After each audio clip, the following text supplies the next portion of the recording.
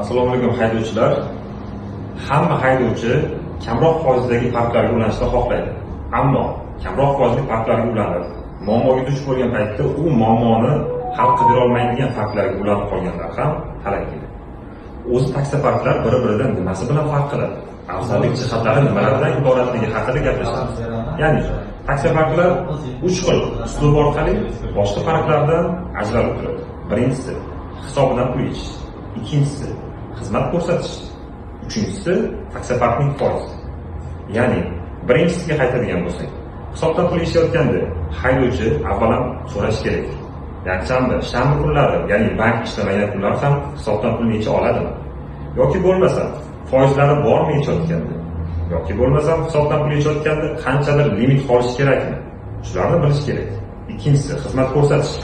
24/7 aloqadan Telegramdan siz qandaydir muammolar bilan murojaat qilgan paytingizda ularni hal qilib bera oladimi? Qanchalik taksi park xizmati sizlarga ma'qul kelishini aniqlashtirib olishingiz kerak bo'ladi. Va uchinchisi foizlar. Ha, sizlar o'zingiz aytgandek kamroq foizlikka ulanishni xohlaysizlar. Taksi parklar foizi 1%dan 3%gacha bo'ladi. Ammo bir xil taksi parklar bor. 1% ulaydi, lekin sizlarga aytmaydigan bonusdan foizlar ham olishi mumkin. Buni haydovchilar bilmaydi. Ha, bugun sizlar bilan Unique taksi parkining afzallik jihatlari va qanchalik xizmat ko'rsatishi, shu bilan birgalikda yana qanday yordam bera olishlari haqida gaplashamiz. Taksi parkimiz Chilonzor Cho'pon oti 10B da joylashgan bo'lib, bizda 24/7 xizmat ko'rsatish. Bundan tashqari, hisobdan pul yechishda kunlik limit 10 milliongacha. Shanba va yakshanba kunlari 00 qilib yechib olish imkoniyati bor. Albatta bez komissiya.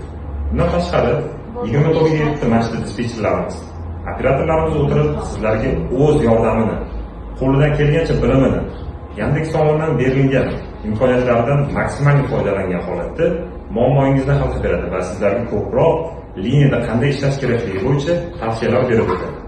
Va uchinchisi, komissiyalarimizga keladigan bo'lsak, komissiya 3% dan iborat. Foizimiz ozgina kattaroq. Ya'ni foiz katta bo'lsa ham skriti foizlar yo'q. Bonuslardan foiz olmaymiz.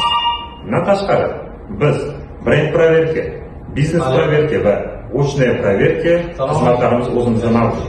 U qanday desangiz, biznesga chiqadigan haydovchilarimiz studiyniy foto, ya'ni oq ko'ylak va galstuk bilan suratga tushishlar yoki bo'lmasa o'sha avtomobilni jihozlangan qanday uslubdaligini suratga olib bazaga jo'natish do'stliklari o'zimizda bor. Va naklik yopishtirganda hammamiz bilamiz. Bir hafta yoki 10 kunda bir marta brend proverka so'raydi. Ana o'shanda bizga boshqa park haydovchilari ham keladi. Biz ularni suratga olib joylashtiramiz. Va 4 soat ichida ular suratni olib chiqsa bo'ldi xolos. Keling, ularning biz bilan ishlang va xizmatlarimizdan foydalaning. Bizga albatta yoqamiz.